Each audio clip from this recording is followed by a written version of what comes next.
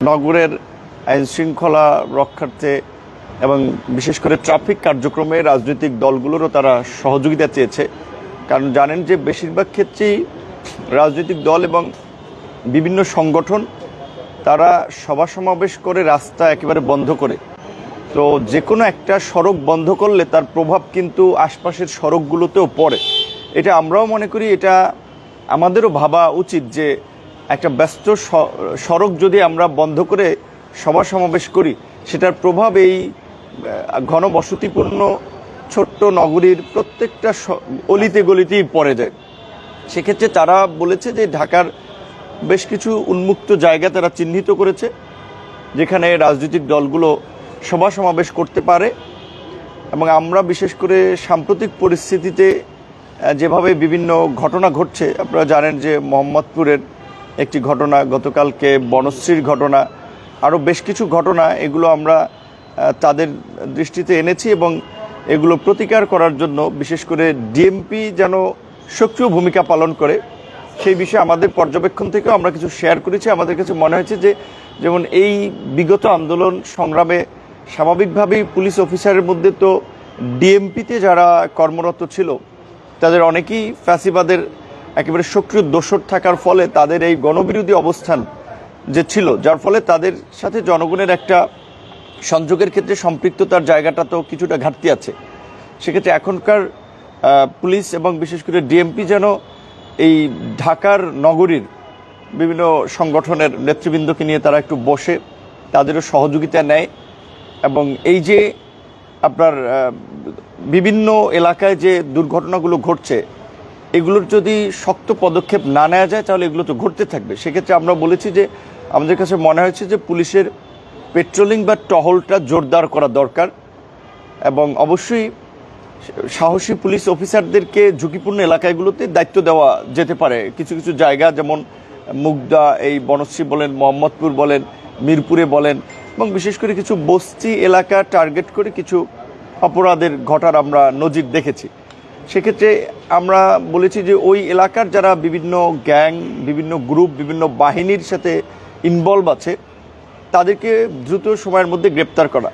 আপনারা জানেন যে বেশ কিছু চিহ্নিত সন্ত্রাসী যারা ঢাকার আন্ডারওয়ার্ল্ডের মাফিয়া হিসেবে পরিচিত, তারা অনেকেই কিন্তু এই পট পরিবর্তনের পরে জামিনে বের হয়েছে এবং জামিনে বের হয়ে এখন যেহেতু ওইভাবে শক্তিশালী একটা সরকার নাই কিংবা নানান পরিস্থিতির কারণে আইনশৃঙ্খলা পরিস্থিতির কিছুটা দুর্বলতা আছে, এটাকে কাজে লাগিয়ে তারা কিন্তু তাদের রাজত্ব আবার গড়ে তোলার চেষ্টা করছে।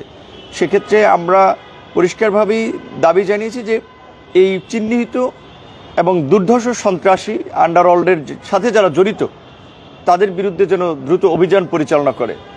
এবং পুলিশের কাছে গোয়েন্দা প্রতিবেদন আছে, রাজনৈতিক দল হিসেবে আমরাও এটা উপলব্ধি করতে পারি বর্তমান সরকারকে ব্যর্থ এবং অকার্যকর প্রমাণ করার জন্য, আইন শৃঙ্খলা বাহিনীকে ব্যর্থ প্রমাণ করার জন্য দেশি বিদেশি বিভিন্ন ধরনের এজেন্সিও আপনার নানান ধরনের ঘটনা ঘটাচ্ছে।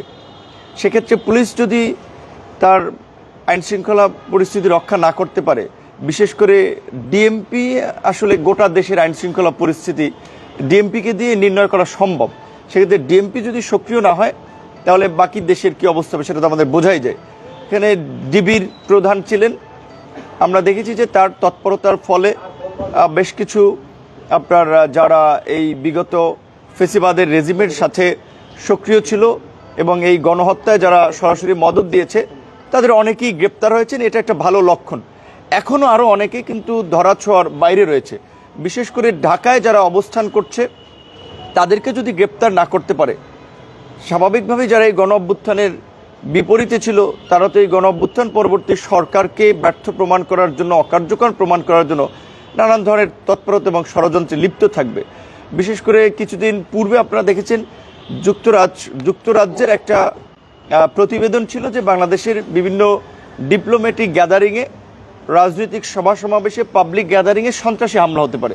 তো এখন এটা তো আমরা জানি না তারা কিসের ভিত্তিতে এই প্রতিবেদনটি দিয়েছে। এটা কিন্তু আমাদের দেশের জন্য একটা আতঙ্কের, আমাদের দেশের ভাবমূর্তির জন্য একটা লজ্জার যে আমাদের দেশের এই পরিস্থিতি, যেটা পাকিস্তানে আমরা দেখি যে সেখানে নানান ধরনের সন্ত্রাসী হামলা ঘটে, বিভিন্ন উগ্রপন্থী গোষ্ঠীর উত্থান। তো বাংলাদেশকে তো একটা আমি মনে করি যে আন্তর্জাতিক চক্র বা গুটি কয়েক দেশ আছে যারা দেখাতে চায় যে বাংলাদেশে উগ্র ইসলামপন্থীদের উত্থান হচ্ছে, বাংলাদেশ পাকিস্তানের কাতারে যাচ্ছে। সেক্ষেত্রে আমরা ডিএমপি কমিশনার সহ এখানে বিভিন্ন জোনের ডিসি সাহেবরা ছিল, তাদেরকে আমরা বলেছি যে এই বিদেশি তৎপরতা যেন সঠিক প্রমাণ না হয়, সেজন্য তাদেরকে সক্রিয় ভূমিকা পালন করতে হবে। রাজনৈতিক দলগুলো এই সরকারকে সহযোগিতা করছে আইন শৃঙ্খলা পরিস্থিতি নিয়ন্ত্রণে আনতে, পুলিশকেও সহযোগিতা করতে চায়, তবে অবশ্যই রাজনৈতিক দলের পরিচয় ব্যবহার করেও এই যে বিভিন্ন জায়গায় ফুটপাত থেকে শুরু করে বাজার, মনে করেন এখানে যে দখলদারি চাঁদাবাজি হচ্ছে, সেখানেও যেন পুলিশ ছাড় না দেয়। আমরা পরিষ্কারভাবে বলেছি যে কারা এগুলো করছে সেগুলো আপনারা এক্সপোজ করে দেন। গণমাধ্যমে আমরা আপনাদেরকেও বলবো আপনারা এগুলো রিপোর্ট করেন, কারা এই ফুটপাত দখল করে আছে, এখানে চাঁদাবাজি কারা করছে, বাজারগুলোতে এখনো আপনার কারা নিয়মিত মাসোহারা তুলছে। পুলিশের পক্ষে আসলে একা কিন্তু এই পরিস্থিতি আমরা যেটা মনে করি নিয়ন্ত্রণ করা সম্ভব না। আমরা যানজটের যে নির্বাচিত সরকার, রাজনৈতিক নির্বাচিত সরকার না থাকার কারণে এই ধরনের পরিস্থিতি হচ্ছে, নির্বাচন যত দ্রুত হবে তাতে কি ঘটনা সামাল দেওয়া সহজ হবে কিনা, এটা কি মনে করেন?